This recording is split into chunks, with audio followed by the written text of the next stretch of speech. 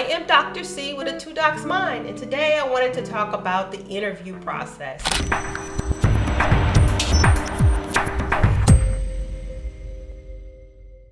Employers have a big job to do when hiring people for their company. They have to hire the right people at the right amount of money, at the right budget, and with the right resources. So what does that mean? Employers have the responsibility of taking a budget, using the right amount of money, taking the right amount of time, using the right amount of resources to hire the right person for the right job. They have a big task at hand. So when you take that all into consideration, they have to look at you during the interview process and take all of those components, wrap them into one whole decision-making process, and make the right decision on behalf of their organization. This is hard, but at the same time, as the interviewee, you have to wonder what is going through their mind. What could I possibly do to make the process go the way I need it to go? And how is this outcome going to impact my future? Most often, we don't have to worry about that last option. No one knows if you got the job unless you shared it with your colleagues or some of your family members or friends. If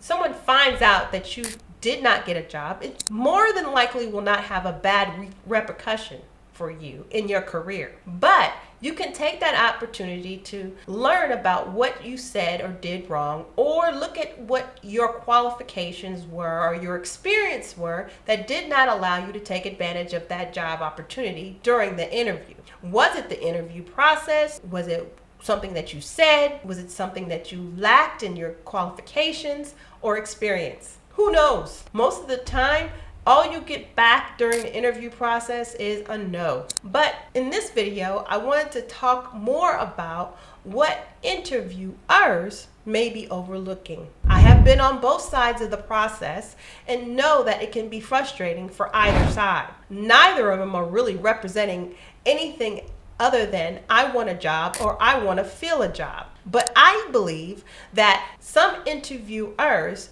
overlook a lot of key aspects of a person when they're interviewing them. Some of those things I'm going to go over briefly. Soft skills assessment. While technical skills are crucial, employers may sometimes neglect evaluating a candidate's soft skills such as communication, teamwork, adaptability, and problem solving. These skills are essential for any job in the workplace. So how do employers in the interview process overlook soft skills assessments?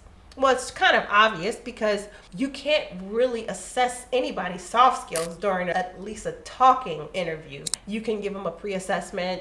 You could look at some of their test scores, or you can see how they performed in school on some level. But it's hard to assess soft skills unless you really look at how they're communicating in the interview and what their information they're providing you in the moment to say, oh, this interviewer or this interviewee has done the job and knows what a soft skills mean. So another issue that may arise during the interview for the interviewer who's interviewing the interviewee is understanding how the interviewee or the potential employee fits in the organization. Again, this may be a challenge to assess in the moment during the interview. Ensuring a candidate aligns with the company's culture is a very difficult thing to accomplish in the moment. But ensuring a candidate aligns with a company's culture is vital for long-term success. Employers may not always delve deep enough into assessing whether a candidate's value and work style really align with the organization's culture.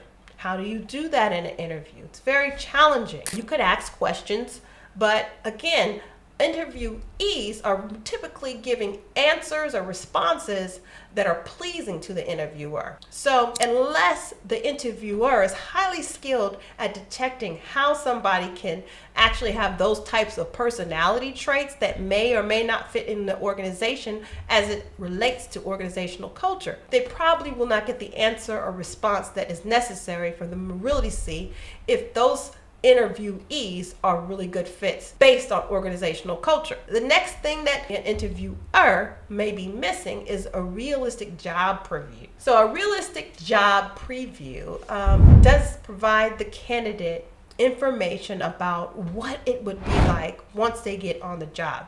So what would an interviewer may overlook during an interviewee about a realistic job preview. Candidates often form expectations about a job role during the interview process. Employers should provide a realistic job preview, of course, including potential challenges and day-to-day responsibilities. This will help candidates make informed decisions about the role. Again, challenging. There may be jobs like accounting, there may be jobs like construction, whatever the case may be that you may be interviewing for. That's going to be a little challenging to demonstrate what skill set you may have on the day that you're doing the work. To reenact that type of work that is necessary to do that job is really difficult to complete during a job interview. So again, the interviewer is left with less information in order to assess the potential employee for that organization,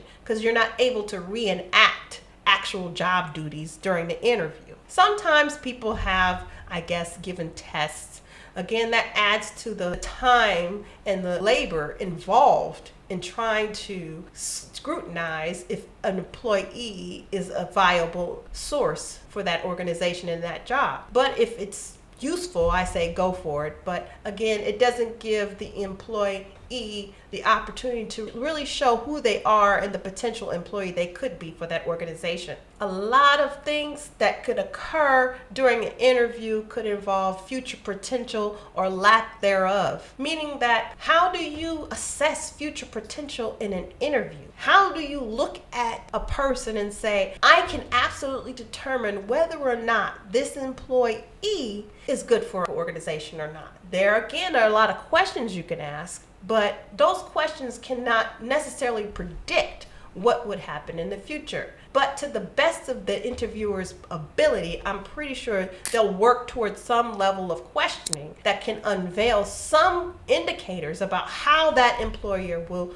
or that employee will play out in the future for their organization. Another thing that interviewers may be overlooking is the feedback on the interview process. Employers often miss the opportunity to gather feedback from candidates about their interview experience. This could provide valuable insight to an interviewer. An interviewer could learn what questions they should have asked, what questions they should not have asked, and techniques to use to really assess whether somebody is a good fit for their organization. I think that this is one huge misstep. Feedback is such an essential thing for anybody that's looking to improve on anything that they're doing, including in the business world. Feedback provides the person with so much information that they can use to build on their skills, to make different decisions, to make better decisions, and to grow as a professional. So an interviewer not receiving feedback from an interview process, which is difficult to obtain, is very hurtful, if you will, to the organization itself. It's hurtful to the interviewee because that interviewee does not have an opportunity to express what went wrong during the interview, or what the interviewer failed to ask them about themselves during the interview. There's a lot of things that could go right and could go wrong during an interview. This is one of the biggest ones, is feedback, because feedback allows anybody to use information that they didn't have before in a better way once they find out what that feedback is. And another bonus of what somebody might be missing in an interview, if they're interviewing somebody and they lack the ability to really assess them in a holistic way, is looking at their long-term goals. Their long-term career goals as an employee is hard to assess again during an interview. Focusing solely on the immediate needs of the open position and not discussing a candidate's long career term goals may end up as a mismatch, because again, companies may be looking for the immediate need to fill a position. Somebody may have just quit the job, somebody may have just retired, or someone may have committed theft and had to be relieved from their duties. So employers may be looking at somebody to hire immediately to fill this emergent need. So what happens is that they're not looking at the candidates for their long-term benefit. And that is big. That's a big oversight, because long-term is where you get your money in any employee. Long-term relationships. This is where the beauty of a relationship between an employer and employee become merged. This is where you learn how you work with the organization and how the organization can best fit you as an employer.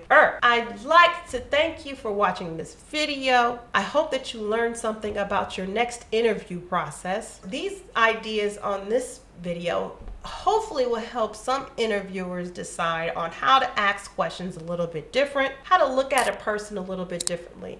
Maybe consider a little more about how the person thinks and ask different types of questions. There are a lot of missed opportunities for interviewers to look at people and say, I see different aspects of you other than what questions I have on my paper. If we are able to do that, there's a lot more opportunities for us to open up for people with innovative and creative ideas to take on positions in our large organizations, and even in our business ventures, and in our small businesses, and in our freelance projects everywhere. There's opportunities for interviewers to really use their creative outlet to assess somebody's skills, assess somebody's potential as an employee, assess somebody that probably didn't have the opportunity to really express themselves, to really step outside the box and look at things in a little different light. You'd be surprised at what can come out of that. I am Dr. C. Thank you for listening to this video. I hope this tool helps somebody to hire somebody in a unique position, to look at somebody a different way, and then use different assessment tools